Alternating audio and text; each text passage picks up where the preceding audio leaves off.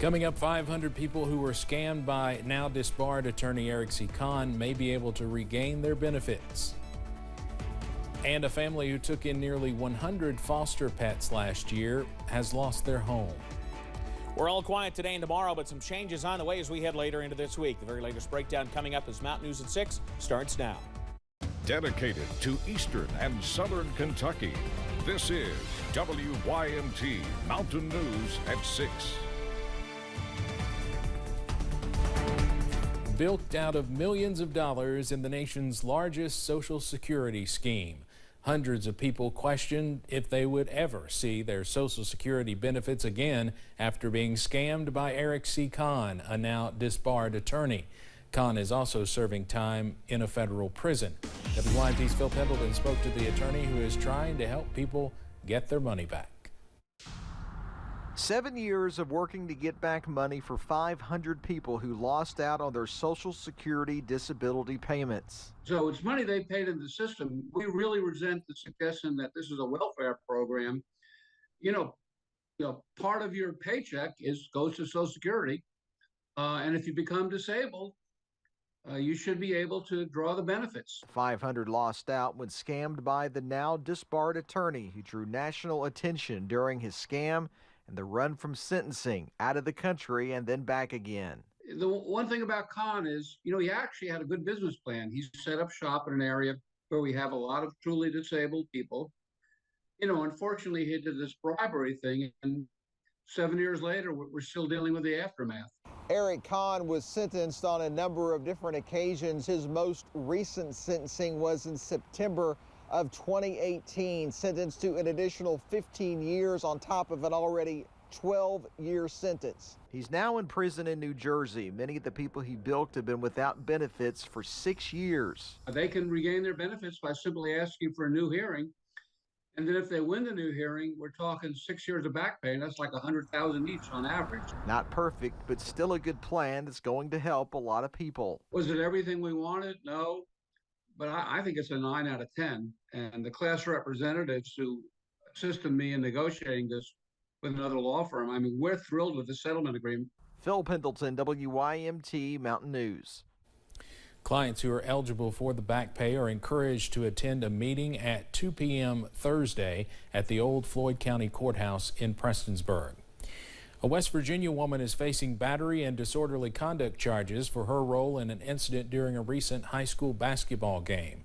Mingo County Sheriff's deputies say Michelle Taylor Napier got into an argument with a female student from the Tug Valley Pep section. Mingo County Sheriff Joe Smith was at the game and said the Tug Valley student was asked to leave. Napier reportedly approached and pushed the sheriff several times. Once police were able to get Napier outside the gym, they gave her a business card and told her to make arrangements to turn herself in to the Mingo County Sheriff's Office on a misdemeanor warrant. 2 people are being held without bond in a Southwest Virginia jail for their roles in a raid at a Lee County car wash. Sheriff's deputies and the Southwest Virginia Drug Task Force conducted a drug bust at a Jonesville car wash. Officers arrested 54-year-old Oral Douglas Engel of Greenville, North Carolina, and 54-year-old Jennifer Jansen of Cincinnati, Ohio, on several drug-related charges.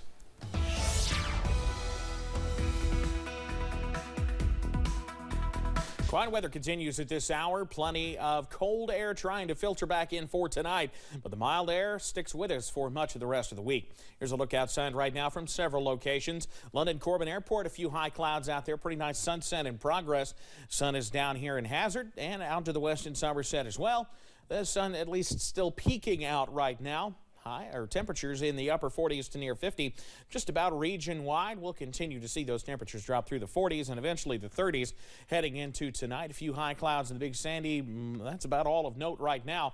So as we head into tonight, middle 30s, mostly to partly cloudy skies at times out there for tonight. Details on when we see a return to some stormy action, that's in a few minutes. Steve?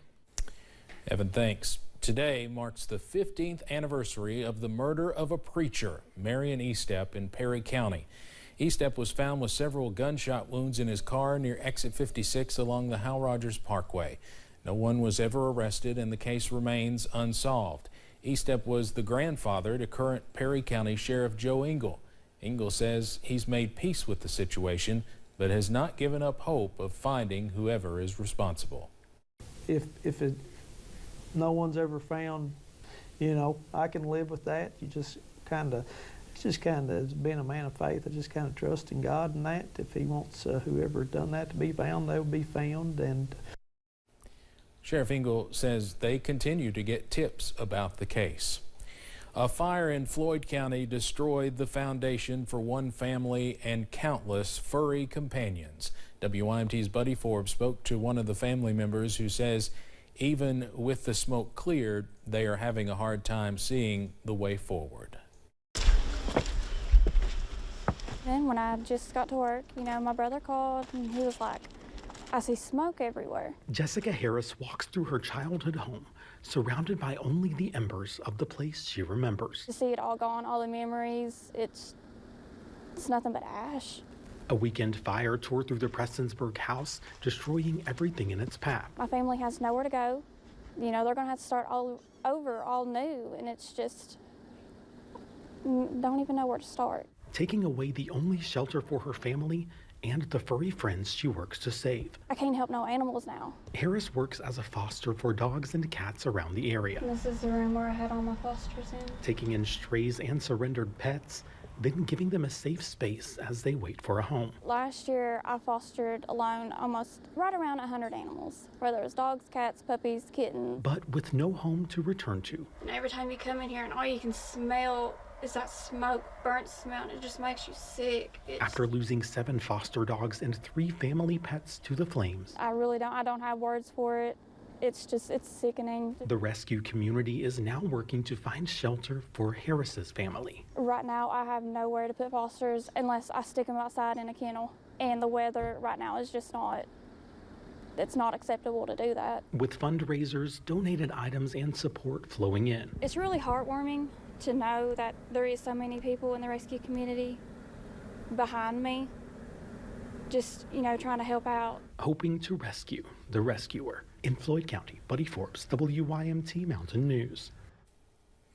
Harris says her brother was home when the fire started and tried to help the dogs to safety, but he was lucky to make it out himself.